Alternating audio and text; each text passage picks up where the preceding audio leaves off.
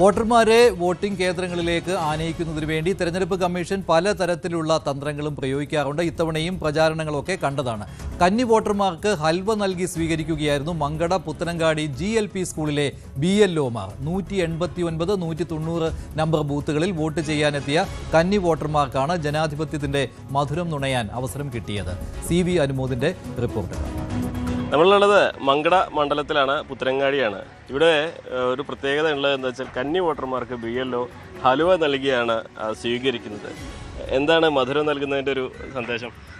അവരെ ജനാധിപത്യ പ്രക്രിയയിൽ പുതിയ വോട്ടർമാരെ അതിൻ്റെ ഭാഗമാക്കുക, അതിൽ പ്രോത്സാഹിപ്പിക്കുക എന്നുള്ളതാണ് ഏറ്റവും പ്രധാനപ്പെട്ട കാര്യം. പുതിയ തലമുറയിലേക്ക് ഒരു രാഷ്ട്രീയത്തോടൊക്കെ ഒരു വിരക്തി അവർക്ക് കാണുന്നുണ്ട്. അപ്പോൾ അതിനെ മാക്സിമം നിരുത്സാഹപ്പെടുത്തി ഈ ജനാധിപത്യ പ്രക്രിയയുടെ ഭാഗമാക്കാൻ അവരെ പ്രോത്സാഹിപ്പിക്കുക എന്നുള്ളതാണ് ഇതിൻ്റെ ഇലക്ഷൻ കമ്മീഷൻ ഇതുകൊണ്ട് ഉദ്ദേശിച്ചിട്ടുള്ളത്. എത്ര കന്നി വോട്ടർമാരുണ്ട് ഈ ബൂത്തിൽ? ഏകദേശം ഒരു ബൂത്തിൽ 100-150ഓളം കന്നി വോട്ടർമാർ പ്രാവശ്യം എല്ലാ ബൂത്തിലുണ്ട്. അങ്ങനെ പുത്തനങ്ങാടിയിൽ 6 ബൂത്താണുള്ളത്. 189 മുതൽ 194 വരെ 6 ബൂത്തുണ്ട്.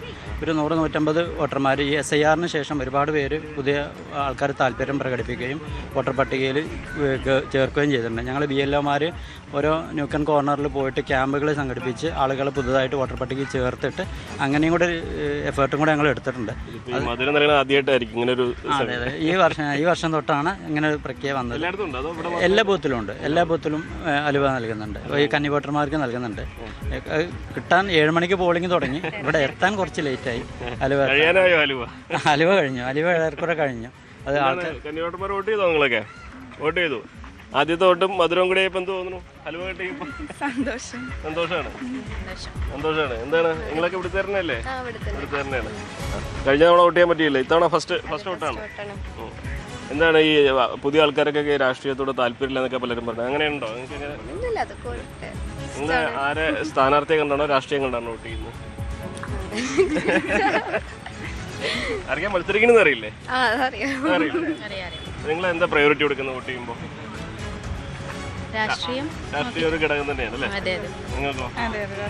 രാഷ്ട്രീയബോധമുള്ള കുട്ടികളാണ്. എന്നാണെങ്കിലും കന്നി വോട്ടർമാരെ കാത്ത് ഇനിയും മലപ്പുറത്തെ ബൂത്തുകളിൽ ഹലുവകൾ കാത്തിരിക്കുന്നുണ്ട്.